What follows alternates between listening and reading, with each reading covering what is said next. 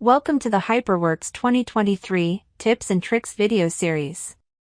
This video contains a number of tips and tricks about ribbons and tools for HyperMesh 2023. It is intended to be complementary to the respective video from the playlist HyperWorks 2023 Introduction Basic Handling. More tips and tricks videos exist, one for each video of that playlist. The tool belt can be called using the Alt key plus right click. When keeping the right mouse button pressed, you have a small choice of tools directly around your mouse pointer. Lifting the right mouse button opens the full tool belt. There are 4 default tool belts available through different combinations of Alt, Shift and Control. You can populate each tool belt easily by drag and drop and export it for shared use. Use the custom ribbon to build a collection of your frequently used tools.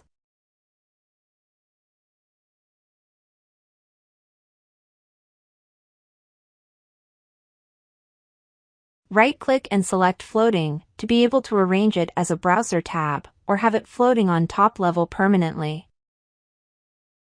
The search tool helps finding tools by name.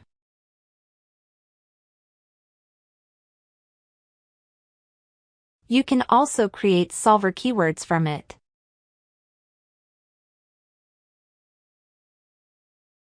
The context help offers details on the currently used tool, often with video demonstration.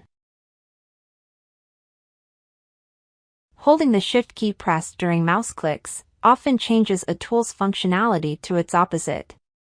Like for example, free cut of an edge will become removing an edge. Or clicking to create a fixed point will delete it with Shift click. You can move micro dialogues to fix them at their new position during the tool's operation.